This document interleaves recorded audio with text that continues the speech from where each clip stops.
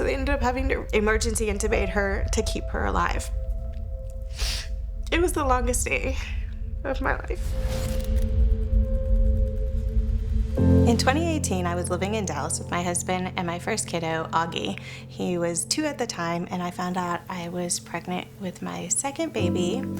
And we got a call when I was 18 weeks pregnant, and they called and said that there was a high chance that our baby would have Down syndrome. We ran to the doctor's office that afternoon, and we did some more blood work. And then we had to wait a week to get the results of that one. And while we were waiting, we decided to have a gender reveal, and we found out that she was going to be a girl. The doctor called us at 10 p.m. at night. It was really late, and she says, "I'm so sorry." That test came back again saying that there was a really high chance that your baby would have Down syndrome. And then we went to the ultrasound, and she had a short femur, she had no nasal bone, and then they found that she had a major heart defect. She had a very large VSD hole. We took in all the information. Again, he was saying, "I'm so sorry about this diagnosis," and then he continued to say that, "But you do have options." At first, I didn't quite understand what he meant by "you have options," and then once I sat and actually thought about it, I realized what he was saying. He was asking if I wanted to keep my baby. The answer automatically, immediately was, of course I want to keep my baby. I didn't even think that was a question. We found out then at 37 weeks that she had reverse cord blood flow, and they decided they wanted to go ahead and induce me. They induced me. It was a couple of hours, and she did great. We were monitoring for a week, and they basically sent us home and said that she is going to go into heart failure and that we just have to watch her. She started losing weight and showing all the signs of heart failure, so we got readmitted at 1 month old. So they ended up having to emergency intubate her to keep her alive. And she was stable, but they decided she needed her heart surgery the next day. She had her surgery, and I think it was 8 hours. And it was the longest day of my life. The doctor came out and basically said she did great.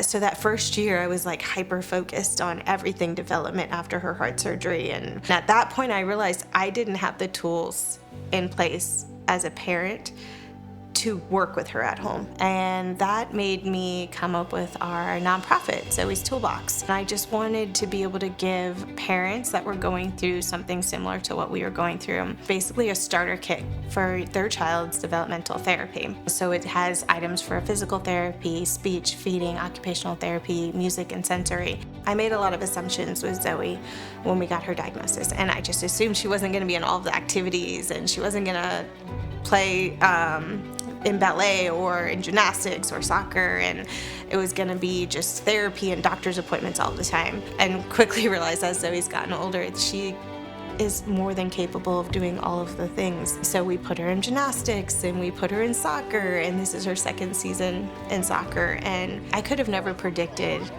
Zoe's life and where we would be now and what she would be doing and how much joy that she brings to our life. My world was very black and white before Zoe, and she definitely opened up my world, and everything is so much more colorful and so much more amazing. She is communicating with us with sign language and with words and all the things that I just assumed she wasn't going to be talking at this age, and just because of just the negative stereotypes that you constantly hear about. And it's hard to look at her and see her live life and not just be in awe and amazed with the miracle that is her life. For October, for Down Syndrome Awareness Month, we are so excited to be working with EveryLife. Their mission is something I'm very passionate about. They celebrate every baby's life. And when we found out that the abortion rate was 70% for pregnancies that receive a Down syndrome diagnosis, I feel like it is so important to really advocate the miracle that is life.